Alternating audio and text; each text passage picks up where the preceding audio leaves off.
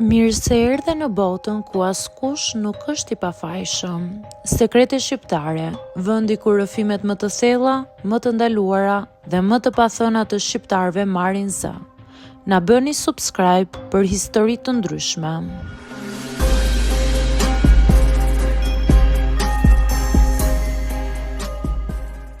Burri më linte me bardhë dhe më detyronte të hiqja fëmijët. Nuk e di ku ta nis këtë histori sepse çdo herë që kthehem te kjo periudhë më duket sikur më merret fryma. Ndonjëherë kur ri vetëm natën më duket sikur dëgjoj zërin tim të brendshëm duke më thënë: "Duhej të kishe ikur më herët." Por ja që nuk ika, dhe sot këtë peshë e mbaj brenda vetes si një gur të rënd që nuk lëviz. U martova që 24 vjeçe, të gjithë më thoshin se burri ishte djalë i mirë, punëtor, i rregullt, ishte i qetë, serioz, nuk pinte, nuk dilte shumë. Mua më dukej burri sigurt, dikush që do të ndërtonte një jetë me mua. Por askush nuk e pa kurrë pjesën e tij të errët. Kontrollues, posedues, i ftohtë emocionalisht dhe mbi të gjitha i friksuar nga përgjegjësia. Ditët e para pas martesës ishin normale, një jetë e heshtur dhe e thjeshtë. Unë punoja, ai punonte. Por ndërsa koha kalonte, filloi të më kontrollonte gjithçka. Me kë flisja, kur kthehesha, si vishesha, madje edhe si qeshja. Çdo gjë duhet të ishte sipas tij. Isha shumë me lumtur herën e parë kur ngela shtatzën.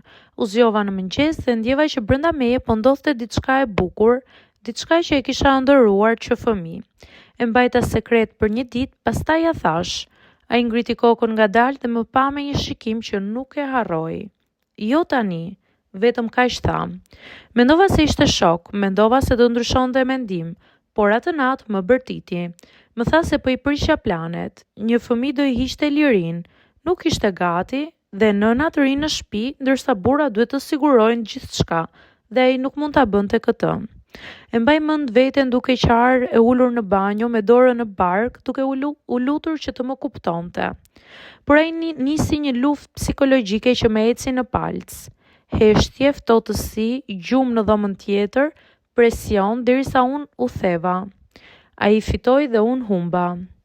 Pas një viti ndodhi përsëri. Në fillim mendova se do gëzohej, por ai ndryshoi shumë shpejt. Filloi të më ndiqte derisa u siguruaj që unë nuk po përpiqesha të mbaja barrën e fshehur. Më çonte vetë tek mjeku që të sigurohej që nuk po bëja ndonjë lojë. Unë isha vajza që dikur ëndërronte fëmijë. Fillova ta shija veten si një trup pa zë, një makinë që funksiononte sipas urdhrave të tij. Dhe përsëri e bëra. Ajo natë pas spitalit ishte nata më e ftohtë e jetës time. U shtriva në shtrat dhe ai as nuk më pyeti nëse jam mirë.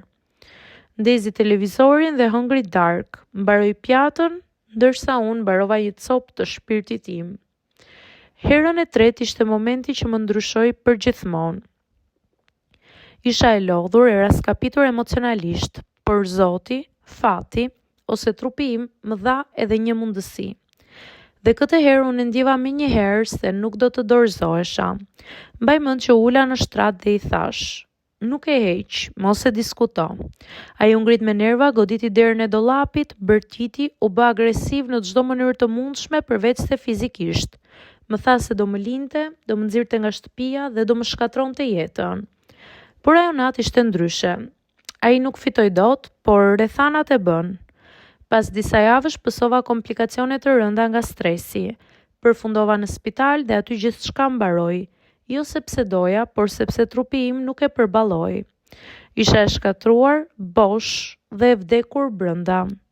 Ai tha vetëm kaq, ishte më mirë kështu. Dhe aty e kuptova, nuk ishte fati im ky burr, ky ishte mallkimi im. Pas asaj ngjarjeje nuk isha më e njëjta. Ai u largua shpirtërisht nga unë edhe unë nga ai. Jetonim në një shtëpi, por në dy botë të ndryshme. Çdo ditë mbaja barkun bosh dhe zemrën e shpërndar në copë të vogla. Një mëngjes pash veten në pasqyrë dhe nuk e njoha më. Pash një grua të lodhur, të zverdhur dhe me sy të fikur. Një grua që kishte heshtur shumë, kishte duruar shumë, kishte humbur shumë. Dhe atë ditë mora vendimin të ikja. E la shtëpinë, marrëdhënien, martesën, mallkimin.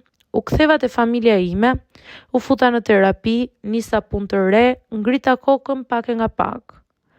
Fillova të dua veten gradualisht dhe betova se asnjë njeri, asnjë burr, asnjë presion nuk do të vendoste më për trupin tim. Sot jam e fortë, shumë e qetë dhe e di vlerën time, por plagët i mbaj mbi shpinë dhe ndonjëherë kur era e natës fryn fort, mendoj për fëmijët që nuk i lash të vinë. Mendoj si do ishin ata sot, çfarë zëri do kishin, nëse do më ngjanin mua apo atij. Dhe më vjen një dhimbje e butë në bark si një kujtim i largët, i ëmbël dhe i hidhur njëkohësisht. Nuk shkruaj për të ngjallur keqardhje, edhe pse dikur kam pas shkruar shumë për këtë gjë. Të gjitha vuajtjet e mia i derdhja në letër. Mos lejoni askënd të vendos për trupin tuaj. Mos lejoni askënd t'ju kontrollojë në emër të dashurisë. Mos e sakrifikoni veten për dikë që nuk sakrifikon as kohën, as zemrën, as një fjalë të mirë për ju.